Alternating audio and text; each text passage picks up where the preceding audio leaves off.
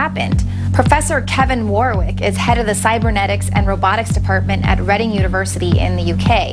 In 1998, he was able to connect his nervous system to the internet via a chip implanted in his arm. He then used the web to allow him to control a robotic arm. And that was in the 90s. And he, like Kurzweil and other transhumanists, give this ominous warning that by not upgrading, we would be considered subspecies in the future. And surprise, surprise, artificial intelligence is one of the topics up for discussion at this year's Bilderberg conference. Former DARPA director and now Google exec Regina Dugan will be in attendance. Dugan is helping to develop and promote the idea of an ingestible identification microchip. Yeah, absolutely not worrisome at all that Google is now hiring military leadership. Users would swallow a chip in pill form every day in order to obtain the superpower of having their entire body act as a biological password for cell phones, cars, doors, and other devices. But I'm sure it means absolutely nothing that artificial intelligence will be discussed this week at a top secret meeting of the world's power brokers, when people like Elon Musk and Stephen Hawking have warned that artificial intelligence has the potential to destroy humanity if it falls in the wrong hands. I have one simple request, and that is to have sharks with frickin' laser beams attached to their heads.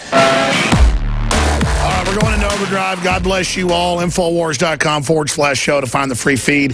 Obama has ordered the biggest airplane for Air Force One ever made, but he wants to restrict everybody else's air travel with carbon taxes. Tell you about that coming up, too.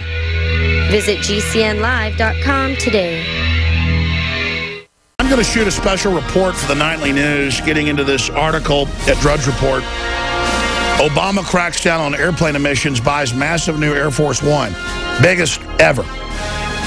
Longest ever, big special plane, huge emissions, but that's okay because government's exempt.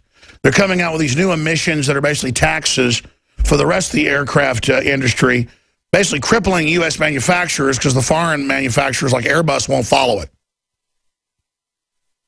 But this bypasses all the chemtrailing that's being added to the jet fuel, the barium salts, the aluminum dioxide that we know is going on, the geoengineering.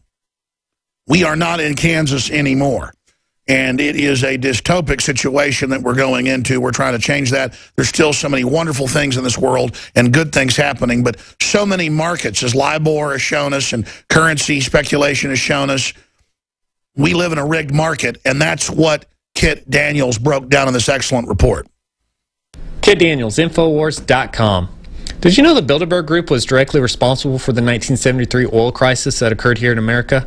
Most people think it was OPEC that orchestrated the entire thing, but that wasn't quite the case. It was in fact the Bilderberg Group's idea. In May of 1973, about 5 months before the oil crisis occurred, the Bilderberg Group met in secret, and the meeting included several CEOs of oil companies such as Exxon and British Petroleum, as well as President Nixon's national security advisor, Henry Kissinger. They predicted that soon there'd be about a 400% increase in the price of oil. And then, you know, on October 6, 1973, after the meeting, the Yom Kippur War occurred, which directly led to the increase in oil prices. But how did the Bilderberg Group know this? They planned it. But why? As economist F. William Engdahl noted in his book, A Century of War, one enormous consequence of the ensuing 400% rise in OPEC oil prices was that investments of hundreds of millions of dollars by British Petroleum, Royal Dutch Shell, both of whom were present at the 1973 Bilderberg meeting, and other Anglo-American petroleum concerns in the risky North Sea could produce oil at a profit. He continued, the profitability of these new North Sea oil fields was not at all secure until after the OPEC price rises. So the Bilderberg Group came up with the idea of an oil crisis to ensure profitability for the oil companies connected to Bilderberg. And the former oil minister for Saudi Arabia, Sheikh Yamadi, confirmed this. In 2001, Yamadi said, I am 100% sure that the Americans were behind the increase in the price of oil. The oil companies were in real trouble at the time.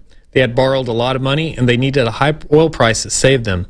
Yamadi also said that when he visited Iran in 1974 on official oil business, he was told that it was in fact Henry Kissinger who wanted to raise the oil prices, and that Kissinger wanted a war in the Middle East in order to justify the said price increase. And a few weeks before the Yom Kippur War occurred, Kissinger, who was now the Secretary of State under Nixon, he issued a statement saying that if there was a war that was going to break out in the Middle East, that U.S. military intervention was completely out of the question. Basically, Kissinger used secret diplomatic channels to ensure that not only would the war happen as badly as possible, but that OPEC would use the war to justify a price increase. Kissinger downplayed the war, for example, to President Nixon and took control of the situation himself.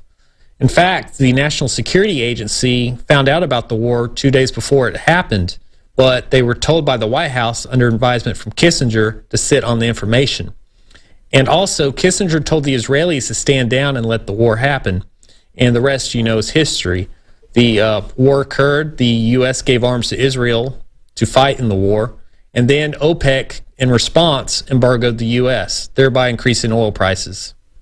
Now, I added some links in the video description below that go more into detail about the Bilderberg Group's involvement with the 1973 oil crisis. But at the very least, remember this. The oil crisis shows us exactly why we must constantly watch the Bilderberg Group, and also begs the question, what are they up to now? Once again, this is Kit Daniels with Infowars.com, and keep checking back on Infowars.com for continued coverage of the Bilderberg meeting. And also, if you haven't already, subscribe to our new YouTube channel, Resistance News, and also to the InfoWars Underground Insider newsletter. You can find that at Infowars.com/newsletter if you do want to sign up for all the exclusive videos and articles that are exclusive to the newsletter. Nightly news, 7 o'clock.